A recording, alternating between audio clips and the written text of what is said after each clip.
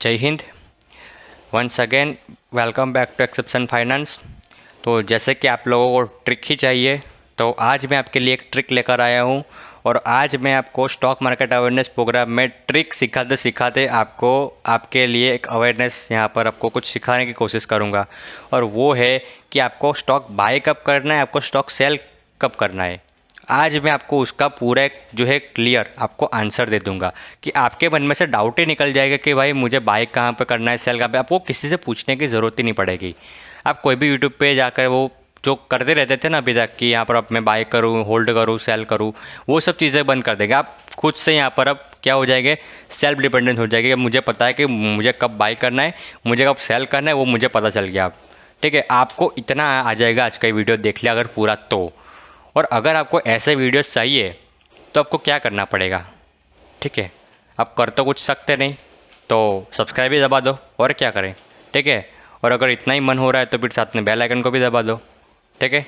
तो आपका भी मन थोड़ा सा अच्छा हो जाएगा। और नवरात्रि चल रही है, थोड़ा घंटा भी दबा दीजिए, ठीक है। आप तो वो कर लीजिए, ठीक है। अभी देखिए, और ये तो अभी निफ्टी का ओपन है, तो यहाँ पर भी मैंने कैलकुलेशन किया था, ठीक है।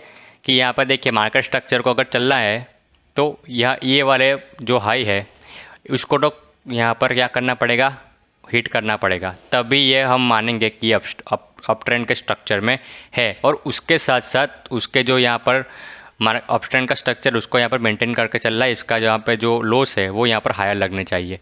तो इस तरीके से जो निफ्टी है उसमें अभी भी अप ट्रेंड का स्ट्रक्चर कंटिन्यू है। और जो बेयर्स लोग हैं, तो यूट्यूबर्स है, वो यहाँ पर जो बोल रहे थे ना, वो पैनिक पैनिक पैनिक वालों, क्रूड ऑयल 85 चला गया, क्रूड ऑयल चला गया, कहाँ पे है भाई वो लोग? हेलो, दिख नहीं रहे मुझे तो कहीं सारे लोग हैं। अब वहाँ पर वो लोग जाकर कहीं पे छुप गए होंगे, ठीक है।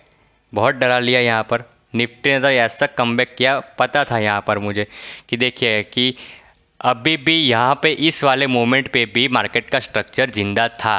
और आप जब तक मार्केट का स्ट्रक्चर ज़िंदा है तब तक आप किसी दूसरी साइड का नहीं सोच सकते। अप ट्रेंड का स्ट्रक्चर कंटिन्यू, आपको अप ट्रेंड के बारे में ही सोचना है। अगर आपने यहाँ पर बाय किया है तो ये आपका स्टॉप लॉस इतना छोटा सा, लेकिन आपको टारगेट यहाँ तक का लेना था, आपको ये करना था। आपके लिए बेटर रिस्क टू रिवॉर्ड ये बनता था। ये नहीं कि आपने पैनिक आया तो यहाँ पर सेल किया, उसके बाद ये आपको यहाँ से यहाँ तक का ही टारगेट मिला और स्टॉप लॉस तो इतना बड़ा रहेगा। ये नहीं करना है आपको, समझ में आया? अभी भी मार्केट इतना अभी ये कई लोग फिर से ये लोग निकालेंगे अब मार्केट तो इतना भाग चुका है, अब तो गिरेगा। अरे भाई, गिरेगा तो ये 5 में के ऊपर आएगा, और गिरेगा तो ये 20 के ऊपर आएगा। इतना तो होता ही ना, मार्केट है या ये कोई यहाँ पर सवारी थोड़ी है कि बस चलती जाए।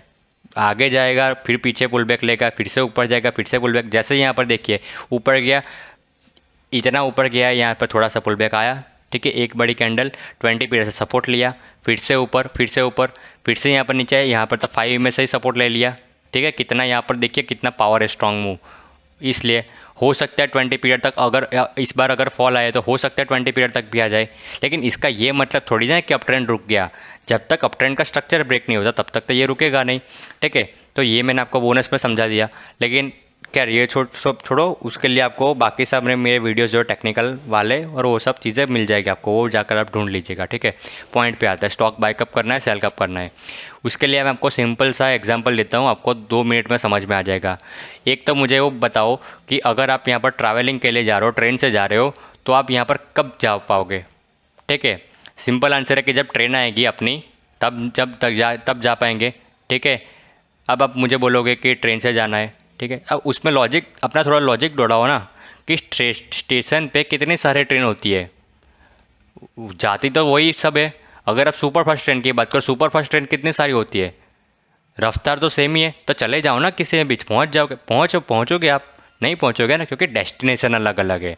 आपको अपनी ट्रेन का वेट करना पड़ेगा, यानी कि आपको अपने स्टॉक, ऐसा स्टॉक बनाना है, आपको ढूंढना है कि आपको खुद के स्टॉक में ट्रेड करना है। ऐसा नहीं कि किसी ने बोला कि वहाँ पे लगा दिया, किसी ने ये बोला तो उसमें कर दिया।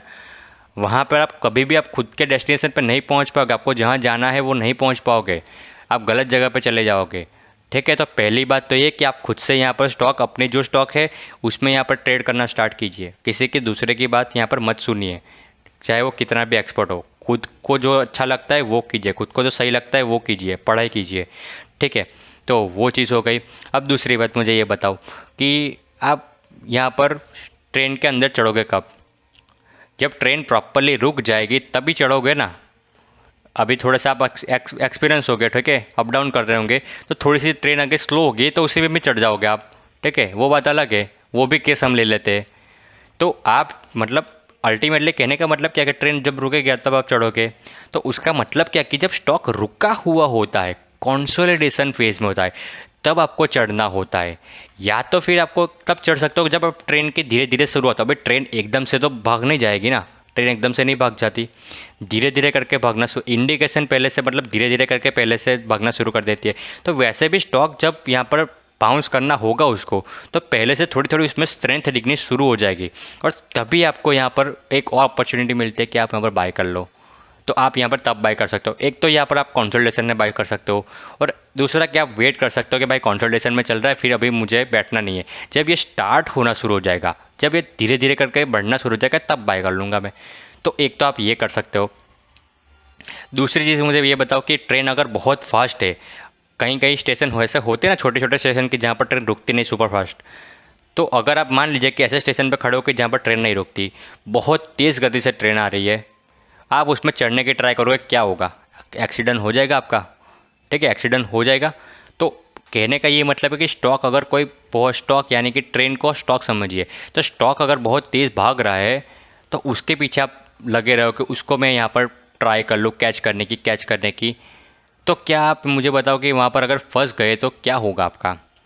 चलो अगर फंडामेंटल स्ट्रॉन्ग स्टॉक है ना, अगर बहुत ऊपर अभी आपने बाय कर लिया ना, तो फिर भी अच्छा है, फिर भी आपके चांस है कि आप अगर टाइम दोगे तो आप यहाँ पर निकल जाओगे, आप बच जाओगे, ठीक है। लेकिन अल्टीमेटली आपको तो लॉस तो हुआ ना, अल्टीमेटली क्या है कि लॉस नहीं होना चाहिए। टाइम का लॉस वहाँ पे होगा, आपको फाइनेंशियल लॉस नहीं हो, आपने फाइनेंशियल लॉस नहीं किया तो टाइम का लॉस कर दिया, तो अल्टीमेटली तो लॉस ही हुआ ना, ठीक है। सेम अगर डाउन साइड का भी सेम है। अप साइड का मैं एग्जांपल्स दे रहा हूँ, इसका ये मतलब मत समझो कि डाउन साइड के नहीं है, डाउन साइड में भी है कि डाउन साइड में बहुत तेज़ अगर गिर रहा है कुछ, तो ये मत सोचो कि अब ये नहीं गिरेगा। मार्केट को कभी यहाँ पर लिमिट करने की ट्राई मत करो। जब मार्केट दोनों साइड एक्सट्रीम जाएगा, बुलिश जाएगा, फिर भी इतना एक्सट्रीम जाएगा कि ऐसे जो यूट्यूबर्स है जो चिल्लाते रहते हैं अब तो ये इतना 80 बैरल निकल गया, 85 बैरल निकल गया, ये क्रूड ऑयल ये वो, अब तो गिरने वाला है गिरने वाला है गिरने वाला है। सिंपल सा, अबे तो क्या टेक्निकल पढ़ा है, इतना सिंपल सा स्ट्रक्चर नहीं समझ में आता तेरे को। ट्रेंड लाइन ड्रॉ करेगा फिर भी यहाँ पर दिखेगा कि ये अब ट्रेंड में है, लगे रहे कि भाई गिरेगा गिरेगा, रिटेलर्स को डरा रखा है।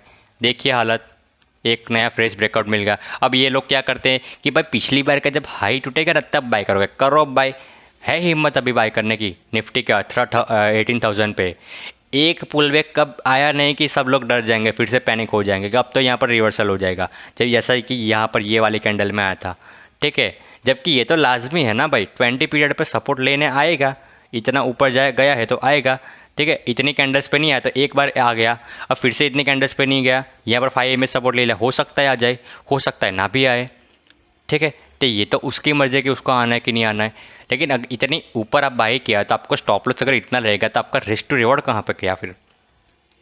तो कहने का ये मतलब कि जब आपको बाई करना होता है तब आप बाई नहीं करते, और जब आपको नहीं करना होता है तब आप करते हो, ठीक है। तो वो तो उनका कहाँ की उसकी उनकी यहाँ पर जो सिस्टम है मुझे तो समझ में नहीं आता, लेकिन जो मैं रिटेलर्स को समझाता हूँ तो उनको तो यहाँ पर मैं अगर मेरी बात सुनी होगी, ठीक है, ये यहाँ पर मैं डेली यहाँ पर पोस्ट करता रहता हूँ, जो भी होता है वो आपको ट्वीट्स यहाँ पर मिलती रहती है, ठीक है। तो मैंने यहाँ पर कभी भी यहाँ पर ये मेंशन नहीं किया कि आप सेल कीजिए। यहाँ पर जब भी ये वाला पैनिक आया था, पैनिक में मैंने हर बार बोला था कि बाय करो बाय करो बाय करो। क्यों बोला था बाय करो, क्यों बोला था? क्यों? इसलिए मैंने बोला कि भाई अभी तक ये वाला लेवल सेफ़ है हमारा, जब तक ये लेवल सेफ़ है हम पैनिक क्यों मचे, क्यों पैनिक मचे? आपने यहाँ पर बाय किया, अगर ये टूट गया तो कोई बात नहीं ना, सिंपल सा स्टॉप लॉस ले लो ना, छोटा सा, क्या दिक्कत जाता है? स्टॉप लॉस लेने में क्या दिक्कत है?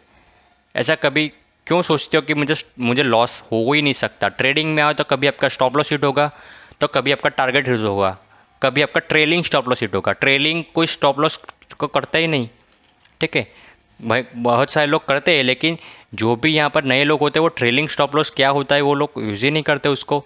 मैं बोलता रहता हूँ ना कि आप स्टॉप लॉस को ट्रेल करते जाओ, ट्रेल करते जाओ, पहले यहाँ पे रखा, फिर यहाँ पे रखा, फिर यहाँ पे रखा, ऐसे करते हो, कोई करता ही नहीं, ठीक है। तो फिर उनको यहाँ पर बहुत बड़ा यहाँ पर दिक्कत होती है। तो ठीक है, तो एक तो ये पॉइंट हो गया। अब हम वापस पॉइंट पे आते कि हमारा पॉइंट क्या था, एक और पॉइंट। ठीक है, तो चालू ट्रेन में यहाँ पर हमको क्या करना है, नहीं चढ़ना है। ट्रेन जब रुके, ठीक है, प्रॉपरली रुके तब लेना है। अब उसका मैं आपको एग्जांपल तो देना पड़ेगा ना, ऐसे थोड़ी चलेगा, एग्जांपल देना पड़ेगा। आओ आईआरसीटीसी, आपके ही स्टॉक्स में आपके नाम आपके सामने बता रहा हूँ। आईआरसीटीसी, बहुत सारे लोग मुझे पूछते हैं अबे आईआरसीटीसी ले लूँ, ये स्प्लिट आ गई ले लूँ, ये अभी तो लॉकडाउन की वजह से भी बंद पड़ा था, अभी उसका बिजनेस रीओपन हो जाएगा, ये अब इतना परफॉर्मेंस करेगा। अरे भैया जो खोलेगा वो तो मार्केट ने ऑलरेडी डिस्काउंट कर ही लिया ना, आपके सामने रैली दिख रही है ना। देखिए कोविड में जब गिरा था तो एक गिरावट के बाद इतनी रिकवरी क्यों आई? कभी सोचा आपने कि ये गिरावट के बाद इतनी रिकवरी, तो क्या प्रॉफिट उसके उतने आए? नहीं ना। लेकिन ये फिर भी इतनी कंटिन्यूसली रिकवर करता रहे, क्यों? क्योंकि इसी के बेस पे ना, क्योंकि फ्यूचर में जब जब वो ओपन होगा पूरा बिजनेस उसका तो बहुत अच्छा करेगा। तो उसी के बेस पे तो ये चल रहा है। उसके बाद स्प्लिट का न्यूज़ आया, तो स्प्लिट के न्यूज़ के बाद तो यहाँ पर भयंकर तेज़ी 100% के ऊपर से रिटर्न है यहाँ पर। अगस्त के बाद देखिए 25 अगस्त के बाद यहाँ पर भयंकर 100% ऑफ रिटर्न से। ठीक है, तो ये तो यहाँ पर रिटेलर्स जो लोग होते हैं उनका ध्यान आता है कि भाई अब तो यहाँ पर हम करेंगे ट्रेडिंग या फिर इन्वेस्टमेंट करेंगे। अब हम यहाँ पर बाई कर ले। अब मुझे बताओ कि ये इतना परसेंट इतने कम टाइम में भागा है, 100% इतने कम टाइम में भागा है। क्या आपने कभी एक बार में ये सोचने की कोशिश की कि इतने थाउजेंड्स करोड़ की कंपनी क्या इतने दिन में डबल हो गई? इतने दिन में इतनी इसकी वैल्यूएशन जो है डबल हो गई? ठीक है, नहीं हुई ना। ये रिलायंस का शेयर इतना स्लो चलता है, कितने कितने टाइम तक कंसोलिडेशन में जाता है, उसके बाद यहाँ पर वो ब्रेकआउट देता है। क्यों ब्रेकआउट देता है? रिलायंस कितनी बड़ी है, रिलायंस जो है कितनी बड़ी इंडस्ट्री है। एक रात में यहाँ पर डबल नहीं होती, एक महीने में, एक साल में डबल नहीं होती वो। उसको ग्रोथ होने के लिए टाइम लगता है। इसलिए रिलायंस का शेयर है वो बहुत टाइम तक यहाँ पर कंसोलिडेशन फेज़ में रहता है, उसके बाद यहाँ पर ऊपर जाता है, फिर से कंसोलिडेशन फेज़ में चला जाता है, फिर से ऊपर जाता है। ऐसा करके धीरे धीरे करके अपना अप ट्रेंड जो है कंटिन्यू रखता है। तो ये तो मैंने आपको एग्जांपल दिया। ठीक है, अब ऐसा नहीं है कि वहाँ पर भी फास्ट ग्रोथ आ सकती है। जैसे कि वहाँ पर इंडस्ट्रीज बढ़ रही है, वहाँ पर नए नए कंपनीज को एक्विजिशन कर रहे हैं, उनका भी यहाँ पर बिजनेस अच्छा रहेगा। ठीक है, नो डाउट, उसके वो बात नहीं कर रहा, लेकिन मैं वैल्यूएशन की बात करूँ कि आप जिस तरीके की रैली देख रहे हो, तो अगर आपने यहाँ पर अब बाई किया तो मुझे बताओ कब का यहाँ पर आपको रिस्क टू रिवॉर्ड आपको कितना मिल रहा है? आपको स्टॉप लॉस कहाँ पर रखोगे? किस लेवल पे आप यहाँ पर आपका पैसा जो है यहाँ पर स्टॉप लॉस की दर के एक्सेप्ट करके निकल जाओगे? आप नहीं निकल पाओगे। ठीक है, तो आप ये समझिए। आईआरसीटीसी, एक और है झील। ठीक है, झील का भी बहुत चल रहा है कि भाई झील ने तो इतना परसेंट रिटर्न दे दिया है। यहाँ पर कैलकुलेट करेंगे झील का, तो ये झील ने दिया है 117%। और बाप रे, वो भी कितने टाइम में? सितंबर के बाद। भाई सितंबर, आधा सितंबर के बाद यहाँ पर 100% पैसा डबल आपका। और झील ऐसा बिजनेस है कि हर बार यहाँ पर देखिए उसकी हालत, पहले कितने पे था, कितने सालों पहले कितने पे था और आज कितने पे है। कंटिन्यूसली डेप्रिसिएट होता हुआ यहाँ पर स्टॉक है, और उसने आपको 100% की रिटर्न ऑन इंस्टेंट दे दी, सिर्फ इसी बात पे कि भाई मैनेजमेंट चेंज हो रहा है। क्या कंपनी के फाइनेंशियल्स पे असर आई? अभी ये जो न्यूज़ के बेस पे इतना भागा ना, अभी आप खुद सोचिए ना कि लॉस मेकिंग कंपनी, और उससे आप एक्सपेक्ट कर रहे हो कि एकदम से मैनेजमेंट चेंज हो जाएगा, नया आ जाएगा, और उसको नया मैनेजमेंट लाने में कोई यहाँ पर इश्यू नहीं आएगा, एकदम स्मूथली मैनेजमेंट सेट हो जाएगा, और उसके बाद कंपनी का प्रॉफिट भी अच्छा हो जाएगा।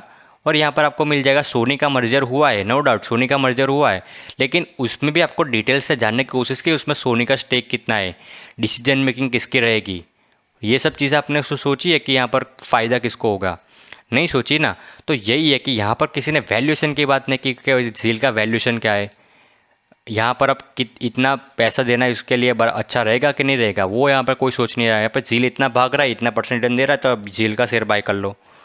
ठीक है, तो अब यहाँ पर अगर आप फंसोगे इतने टॉप लेवल पे, तो मुझे नहीं पता कितने साल बाद निकलोगे वो।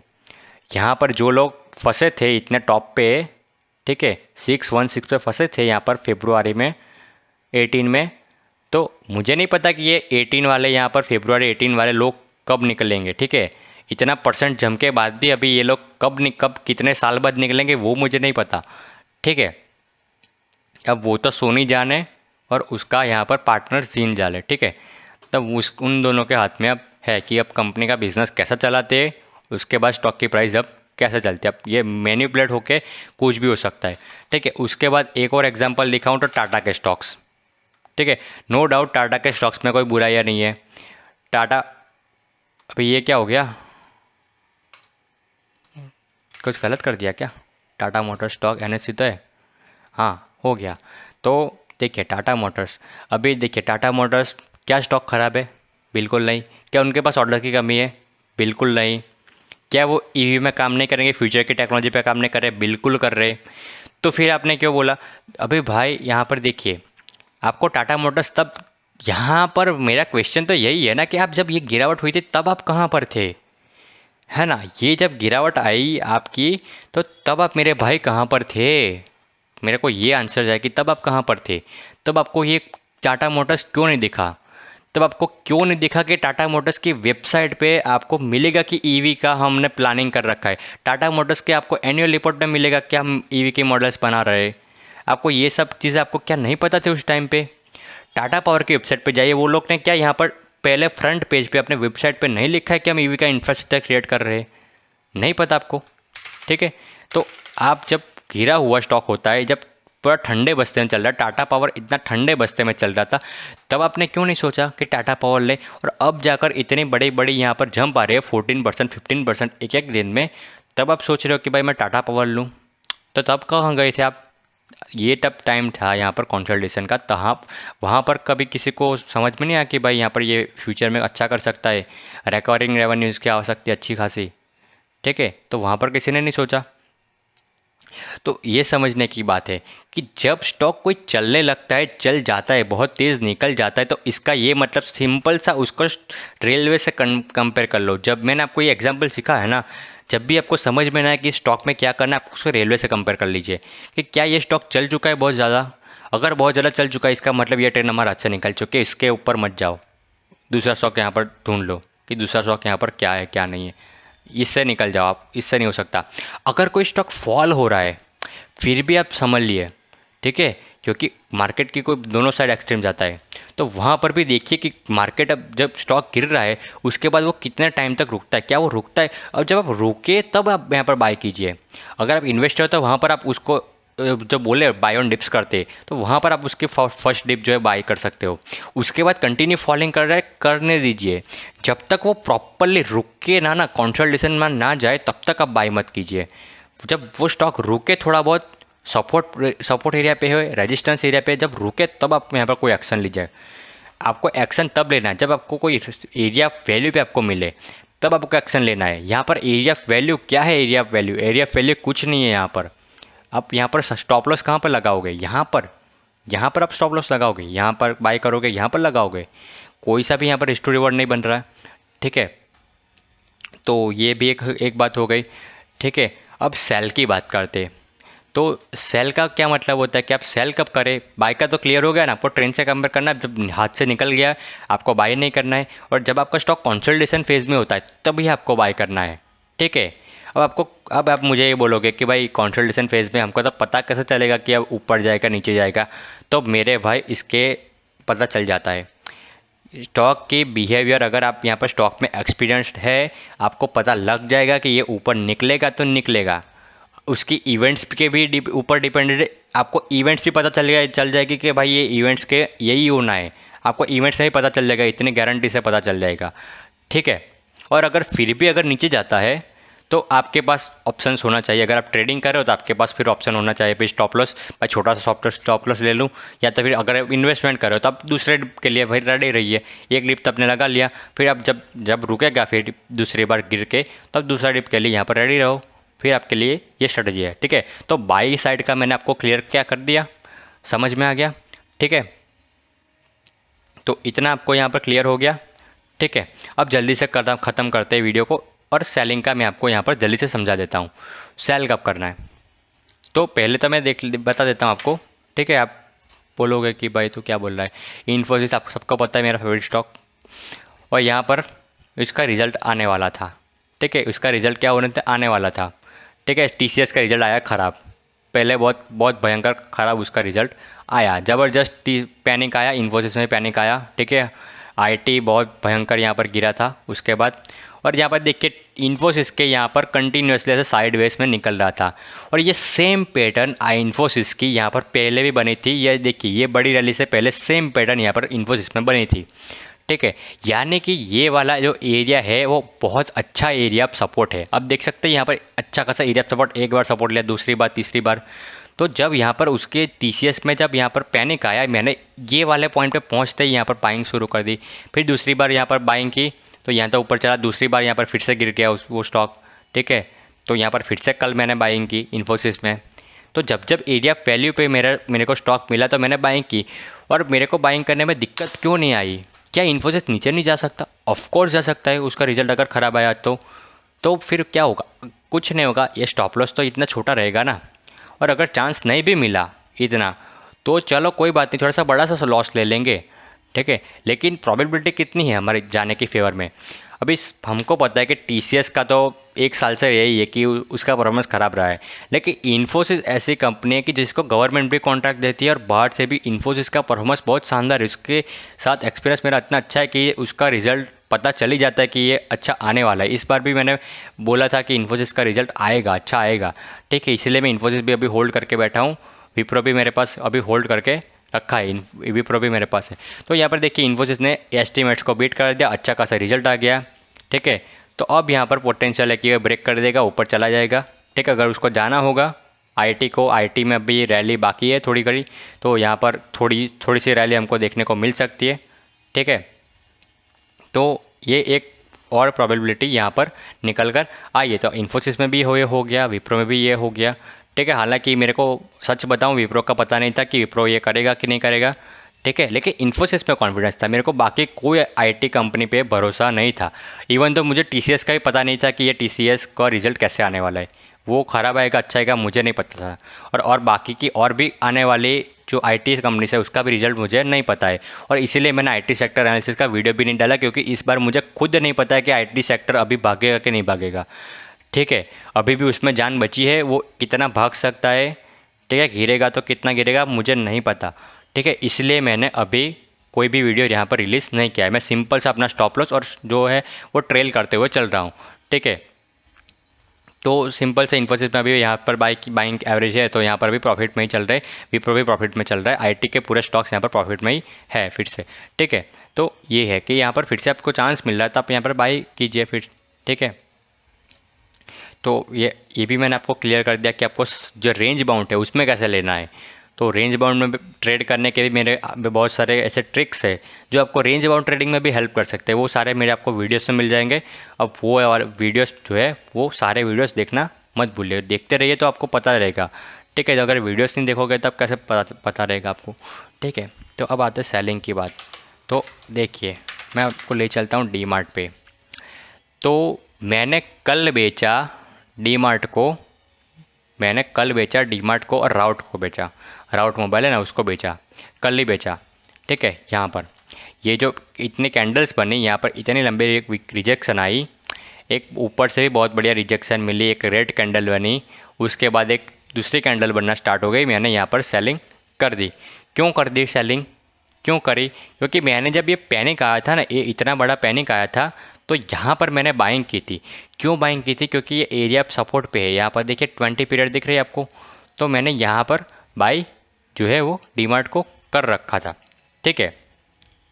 और अब आप बोलोगे कि ये सब चीज़ें 5 के नीचे है तो क्लोजिंग है, ये सब तो सेल का सिग्नल है। तो मैं आपको बताऊं कि मैं यहाँ पर हाईवी क्वांटिटी में नहीं था। ये डीमार्ट को मैंने एरिया सपोर्ट पे मिला तो मैंने यहाँ पर एक इन्वेस्टमेंट के तौर पे फर्स्ट डिप यहाँ पे मैंने यहाँ पर लगा दिया, तो यहाँ पर भी लगा दिया। और उसके बाद अगर आप रिटर्न्स देखोगे तो यहाँ से लेकर यहाँ तक के जो रिटर्न्स है वो मेरे टारगेट था 15% का, तो 15% जैसे ही मुझे मिला मैंने यहाँ पर एग्जिट कर दी, ठीक है। क्या ये स्टॉक और भाग सकता था? ऑफकोर्स भागता। ये अभी 5 के नीचे क्लोजिंग आई, उसकी कंफर्मेशन आया नहीं आया ना, तो और भी भाग सकता है। लेकिन मैंने प्रॉफिट बुकिंग क्यों की? क्योंकि मुझे 15% मिल गए, बहुत अच्छी बात है। मेरा जो टारगेट था वो मेरा हिट हो गया, तो मैंने यहाँ पर निकाल लिया। अर्ली निकाल दिया। क्योंकि डीमार्ट में मैं पहले भी यहाँ पर बहुत सारे ट्रेड करके यहाँ पर उसमें भी अच्छा खासा बना दिया था। क्यों? क्योंकि डीमार्ट में मेरा प्लान नहीं था, लेकिन मुझे बस एरिया सपोर्ट मिल गया तो मैंने बाई कर लिया। 15% 15% तक मुझे होल्ड करना था, मैंने 15% पे होल्ड करके निकाल दिया। ठीक है, सिंपल सी बात है। उसके बाद जो उसका जितना ऊपर जाना है जाने दो ना, क्या फ़र्क पड़ता है। ठीक है, जो मेन जब जो मेरी मेन ट्रेडिंग चल रही है वो मेरे आईटी में चल रही है, बैंक्स में चल रही है। ठीक है, तो ट्रेडिंग का फोकस वहाँ पर है। तो जब आप यहाँ पर एक साथ जो चीज़ मैनेज नहीं कर सकते हो तो उसमें आपको ऐसा करना पड़ता है, उसमें आप फिर टेक्निकल्स घुसड़ने जाओगे। ठीक है, प्रॉपरली, तो वहाँ पर आप फिर नहीं कर पाओगे। ठीक है, तो जितना अटेंशन आप किसी स्टॉक को दे सकते हो तो उसी में यहाँ पर आप ट्रेड कीजिए। ठीक है, तो आप ये कर सकते हो कि जब जी आपको सेल कब करना है, कि जब आपको पैसे की ज़रूरत हो तो आप सेल कर सकते हो। दूसरा, आपका टारगेट हिट हो गया है तो आप सेल कर सकते हो। ठीक है, तो ये दो केस है जिसमें आप अपना टारगेट जो है, मतलब जो आपका स्टॉक का प्रॉफिट है वो यहाँ पर बुक कर सकते हो, आपको सेल कर सकते हो। ठीक है, तो वो एक केस है। तीसरा भी एक केस है कि अगर कोई स्टॉक में आप गलत प्रूफ हो चुके हो, आपको पता चल चुका है कि मैं गलत हो गया हूँ, तो गलत प्रूफ होने पर भी आप यहाँ पर स्टॉक को क्या कर दीजिए, सेल कर दीजिए। ठीक है, तो अगर आपने बाई किया है तो ठीक है, शॉर्ट सेल की बात नहीं कर रहा, तो वो आप कर सकते हो। ठीक है, तो जैसे 3 तरीके वहाँ पर आप सेल कर सकते हो। लेकिन आप ये सोचना बंद कीजिए कि मार्केट में सब कुछ आपका है। ठीक है, ये तो इतना भी मिला ये बहुत है। ठीक है, 15% मिला ये भी बहुत है। क्योंकि मार्केट, आप ये सोचिए ना कि आप क्या मार्केट को आप कंट्रोल कर सकते हो? नहीं कर सकते हो ना। कि आपकी औकात है कि आप मार्केट को मूव करा सके? नहीं करा सकते। ठीक है, तो जब आप मार्केट को मूव नहीं कर सकते तो आप एक्सपेक्ट क्या कैसे कर सकते हो कि मेरे को पूरा मूव मिल जाएगा? अगर आपके पास इतना पावर है कि आप मार्केट को मूव करा सकते हो तो आप किसी भी मूवमेंट पे आप कोई भी एक्शन ले सकते हो। ऊपर है तो आप यहाँ पर शॉर्ट कर सकते हो, नीचे है फिर आप बाय कर सकते हो, कुछ भी कर सकते हो आप। आपके पास अगर पावर है एक मार्केट को हिलाने का तो फिर आप कुछ भी कर सकते हो और फिर आप वहाँ पर ट्राई कर सकते हो मैं पूरा का पूरा यहाँ पर माल यहाँ पर एग्जैक्ट टॉप और बॉटम पे यहाँ पर जो है मैं एक्शन ले पाऊँ। ठीक है, तो वहाँ पर आप ट्राई कर सकते हो। लेकिन आप अभी ट्राई कर सकते हो नहीं, क्योंकि आपके पास कैपेसिटी नहीं है मार्केट को हिलाने की। तो आपके पास कैपेसिटी नहीं है तो आप यहाँ पर नहीं कर सकते। ऑपरेटर कर रहा है ना, ऑपरेटर कभी अपर सर्किट लगाता है, कभी लोअर सर्किट लगाता है, वो क्या करता है, वो सब कुछ कर सकता है क्योंकि उसके पास पैसे है मार्केट को हिलाने के। तो वो यहाँ पर टॉप पे भी बेचेगा। ठीक है, बॉटम में बाय करके वो कभी भी कुछ भी कर सकता है। तो बॉटम पे बाय कैसे करेगा? जब तक वही तो मार्केट को फिर से ऊपर को ले जाना है, तो वो जहाँ से बाय करना शुरू किया वो उसका बॉटम हो गया। सिंपल सी बात है। तो हमको तो नहीं पता ना कि लेकिन बॉटम क्या टॉप क्या है। तो हमको क्या करना चाहिए कि भाई हमको जितना मिला उतने में हमको खुश रहना है। अगर आपकी खुशी यहाँ पर मिलती है आपको ज़्यादा रिटर्न से तो आप ज़्यादा का टारगेट हिट रखिए। जब तक आपको जितना चाहिए उतना टारगेट नहीं मिलता तब तक आप यहाँ पर उसको फिर एग्जिट मत कीजिए। ठीक है, ट्रेड को। तो इस तरीके से आप यहाँ पर सेल कर सकते हो। तो आई होप कि आपको ये वीडियो जो है वो समझ में आया होगा। तो अगर आपको ऐसे ही यहाँ पर लगातार वीडियोस चाहिए तो आप मुझे यूट्यूब पे सब्सक्राइब कर सकते हो। साथ में जो ट्विटर पे वहाँ पे फॉलो करना मत भूलिएगा कि यहाँ पर मैं जो है अपडेट्स होती है डेली की वो यहाँ पर मैं डालता रहता हूँ। ठीक है, जैसे कि अभी देखिए सस्पेंड हो गई है नज़ारा टेक में ट्रेडिंग, तो वो भी मैंने डाल दिए। ठीक है, उसके बाद इंस्टाग्राम का भी पेज है तो वहाँ पर भी आप मुझे फॉलो कर सकते हो। वहाँ पर मैं डेली ट्रेडिंग के पोस्ट हो गए, मीम्स हो गए, ठीक है, रील्स वील्स, तो वो सब यहाँ पर मैं डालता रहता हूँ। तो वहाँ पर भी अगर आपको कोई डाउट है वो यहाँ पर मैसेज करना है। जो डेली के जो स्टोरीज़ वगैरह होती है तो यहाँ पर आप इंस्टाग्राम पे भी देख सकते हो। ठीक है, तो मैं मिलता हूँ आपको अगले वीडियो में। तब तक के लिए गुड बाय, जय हिंद, भारत माता की जय।